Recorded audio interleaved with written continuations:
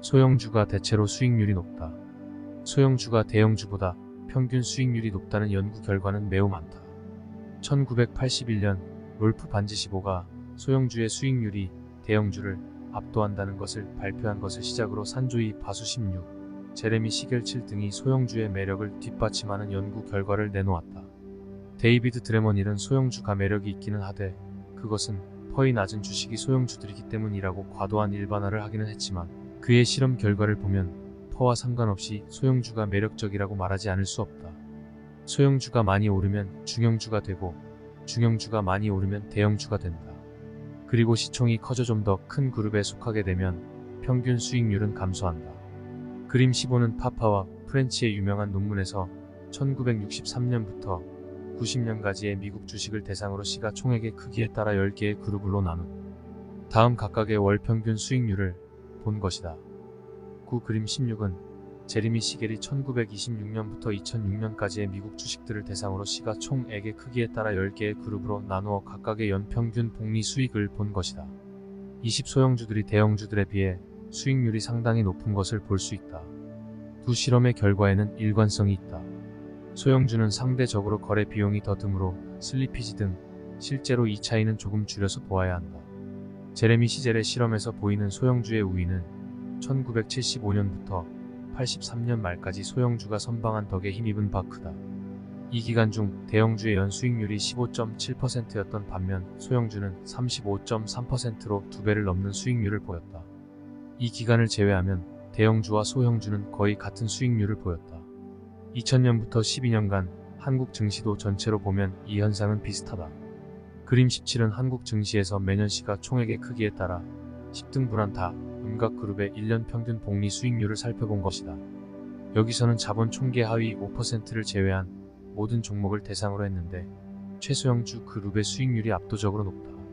최소형주 그룹의 연평균 수익률은 28.5%였고 다섯 번째로 작은 그룹의 평균 수익률은 마이너스 2.3%였다. 미국과 달리 가장 시중이 큰 그룹 10의 수익률이 중간 그룹들보다는 높다. 미국 시장에서는 그룹 10이 가장 수익률이 낮았었다. 한국과 미국 모두 대체로 대형주보다는 소형주가 유리했다. 표 1은 시총 10분위 그룹별 평균 시총이다. 최소형주 그룹의 평균 시총은 101억이었고 최대형주 그룹의 평균 시총은 3조 5,300억이었습니다. 최소형주 그룹의 평균 시종이 100억 근처로 아주 작으므로 실제 투자에서는 앞의 수익률을 실현하기엔 장애 요인이 많다. 다만 다른 그룹과의 수익률 차이가 크므로 이것을 감안해도 우위가 있다고 볼 수 있다. 강한 주식이 계속 가는가? 작년에 가장 많이 오른 주식들은 올해는 어떨까? 두 가지 추측이 가능하다. 1. 작년에 많이 올랐으니 올해는 조정될 것이다. 2. 작년에 받은 상승의 에너지가 올해도 계속될 것이다. 많이 오른 주식이 더 오를까? 아니면 덜 오른 주식이 더 오를까? 이 질문에는 세 가지 상반된 결론이 존재한다. 퀀트와 멜키엘의 실험에 의하면 최근 2-3년 동안 수익률이 상대적으로 부진했던 주식들이 다음 기간에 단지 시장 평균 수익률을 보여 최근의 수익률은 별다른 의미가 없다. 드본트와 탈러의 실험에 의하면 1926년부터 82년까지의 미국 주식을 대상으로 지난 3년간 수익률을 기준으로 승자와 매자로 구분한 다음 이후 3년간의 수익률을 비교하니 패자 쪽은 명한 19.6%의 상승을 보인 반면 승자 쪽은 오히려 5% 하락했다. 자 쪽은 특히 1월에 가장 큰 상승을 보였다. 1927년부터 2009년까지의 미국 주식을 대상으로 한 오시너지의 진원에서 최면 1원 또는 역은 6개월간 많이 오른 주식이 향후 1년간 더 많이 오르는 경향이 보고되었다. 23위 중 1927년부터 1982년까지는 드본트-탈러의 실험과 오셔너시의 실험 기간이 겹치는 시기인데 오셔너시의 실험에서 10년 단위로 분석한 결과를 보아도 이 시기에는 예외 없이 승자 포트폴리오가 더 예후가 좋다. 그러므로 두 실험이 전혀 상반된 결과를 보인다. 실험에 사용한 주식 집합이 똑같지는 않겠지만 같은 시기를 놓고도 이렇게 상반된 결과가 나온다. 그림 19는 오셔너시가 1927년부터 2009년까지의 미국 주식에 대해서 지난 6개월간 가장 많이 상승한 10%와 가장 적게 상승한 10%의 향후 1년 상승률을 10년 단위로 비교한 것이다. 모든 기간에 가장 많이 오른 집단이 가장 적게 오른 집단보다 수익률이 높았다. 그림 20은 미국 주식을 대상으로 위와 같은 기간에 최근 6개월 상승률 순서로 10등분한 각 그룹의 향후 1년 상승률을 본 것이다. 역시 오셔너시의 실험 결과다.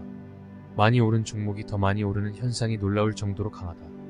이 결과는 나의 직관으로는 이해하기 힘든 구석이 있지만 실험이 틀리지는 않았을 것으로 받아들인다. 최근 6개월간 가장 많이 오른 그룹은 1년 평균 14.1%의 복리 수익을 보였고 가장 덜 오른 그룹은 불과 4.15%의 수익을 보였다. 이 결과를 보면 최근 6개월 동안 많이 오르지 못했다는 이유만으로 주식을 모으는 것은 현명하지 않다.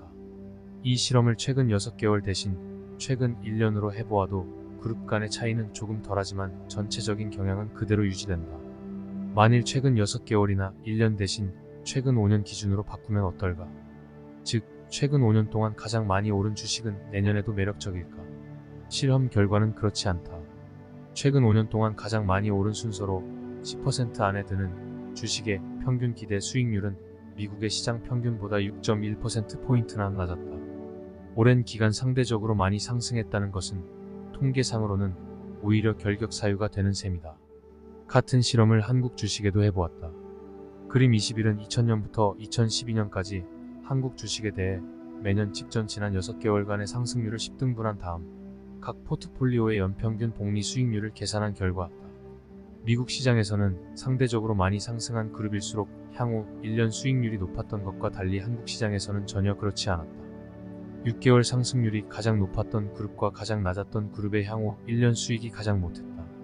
반면 적당히 오른 중간 그룹에서 가장 수익이 높았다. 미국과 한국 사이는 물론이고 미국 내에서의 결론도 그야말로 좋다.